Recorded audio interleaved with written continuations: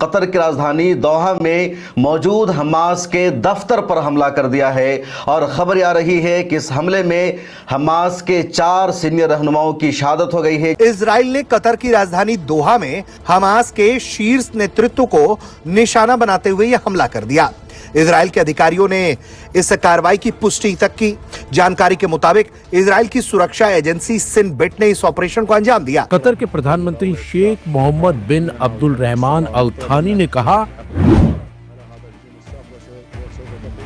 یہ ایک وشواس گھاتی اور اشلیل حملہ تھا جو قطر کی سمپربھوتا کا النگھن کرتا ہے۔ ہم اس پر چپ نہیں بیٹھیں گے، جواب دینے کا ادھیکار سرکشت رکھتے ہیں۔ حملے کی جانکاری امریکہ سے کیول تب ملی جب بمباری پہلے سے ہی شروع ہو چکی تھی۔ حملہ 3:46 پر ہوا۔ امریکی ادھیکاری کا پہلا فون ہمیں 3:56 پر آیا، یعنی حملے کے 10 منٹ بعد۔ میڈیا رپورٹس کے مطابق بیٹھک کر رہے نیتاؤں کو امریکی راشٹرپتی ڈونلڈ ٹرمپ کی منظوری کے بعد نشانہ بنایا گیا۔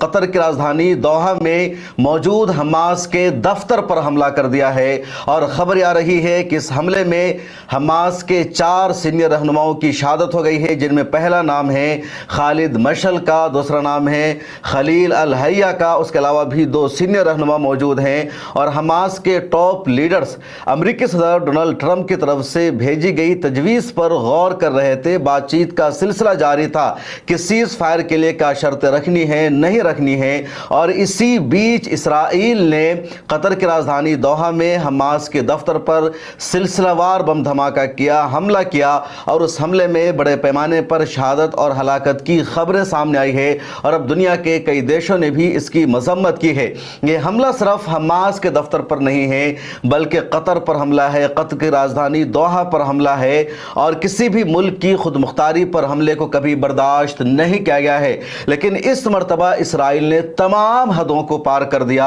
اور پہلی مرتبہ تاریخ میں ایسا ہوا ہے جب اسرائیل نے قطر کی راجدھانی دوحہ پر حملہ کیا ہے اور اسرائیل نے اس حملے کی ذمہ داری بھی لی ہے۔ الجزیرہ نے خبر شائع کی ہے کہ اسرائیل کے وزیر اعظم بنجامن نتنیاہو کے دفتر نے اس حملے کی پوری ذمہ داری لی ہے۔ اسرائیل کے کئی منسٹر نے کہا کہ اسرائیل کا حماس کے دفتر پر حملہ کرنے کا فیصلہ بالکل صحیح ہے، اور اب ادھر یہ خبر کنفرم ہو چکی ہے کہ اسرائیل نے ہی اس حملے کو کروایا ہے۔ اسرائیل کے اخبارات نے بھی اس خبر کو شائع کیا ہے، اور قطر کی راجدھانی دوحہ میں قطارہ کا ایک علاقہ ہے جہاں حماس کا دفتر تھا، وہاں یہ حملہ ہوا ہے، اور اس حملے کے بعد پوری دنیا میں ایک نئی لکیر کھنچ گئی ہے۔ اس سے پہلے بھی اسرائیل نے حماس کے رہنماؤں پر حملہ کیا، لیکن حماس کے ان رہنماؤں پر حملہ بیروت میں ہوا ہے، سیریا میں ہوا ہے یا ایران میں ہوا ہے، قطر میں حملہ نہیں ہوا، اور قطر اور امریکہ کا اچھا خاصا اور گہرا رشتہ ہے۔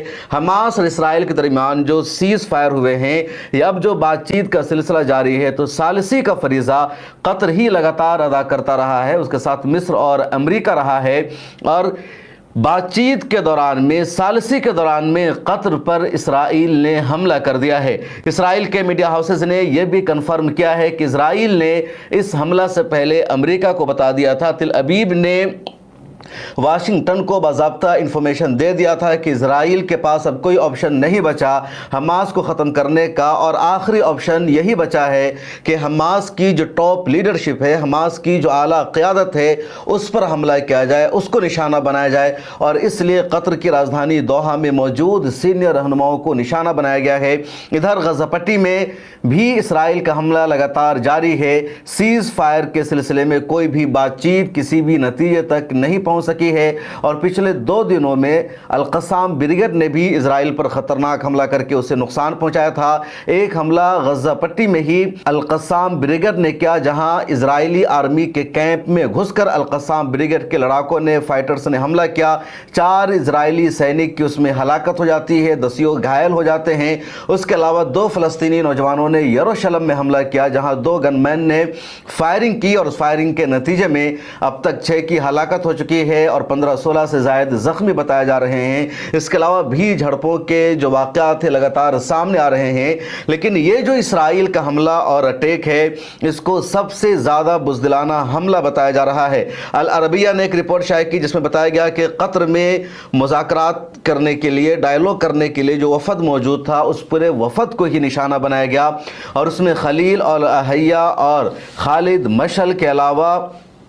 زہرا جبارین کو بھی نشانہ بنایا گیا، اور ان سب کی شہادت ہو گئی ہے۔ اسماعیل ہنیہ کے بعد خالد مشعل ہی سب سے اہم رہنما حماس کے مانے جاتے تھے۔ خالد مشعل کو اس سے پہلے بھی کئی مرتبہ اسرائیل نے نشانہ بنایا، ان کو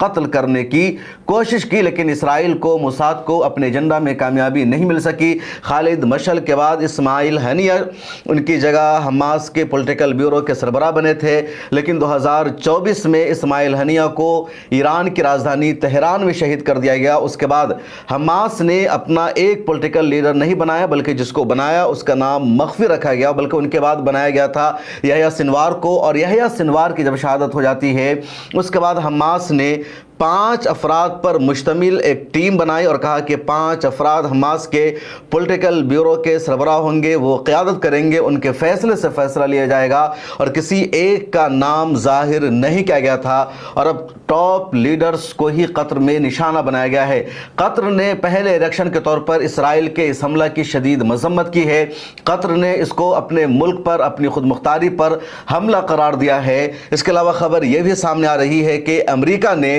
دوحہ میں موجود اپنے سفارت خانہ کی، اپنی ایمبیسی کے تمام اسٹاف اور عملہ کو ایک محفوظ مقام پر منتقل ہونے کے لیے کہا ہے، اور ایسا لگ رہا ہے کہ شاید قطر مڈل ایسٹ میں خانہ جنگی کا نیا مرکز بن جائے، اسے نیا سینٹر بنا جائے، کیونکہ قطر نہ تو اسرائیل کو بھاتا ہے نہ امریکہ کو بھاتا ہے۔ اس سے پہلے بھی جب اسرائیل اور ایران کی لڑائی ہوئی تھی، پھر امریکہ بیچ میں آ گیا تھا، تو ایران نے امریکہ پر حملہ کرنے کے لیے قطر میں موجود امریکی ایئر بیس کو ہی نشانہ بنایا تھا۔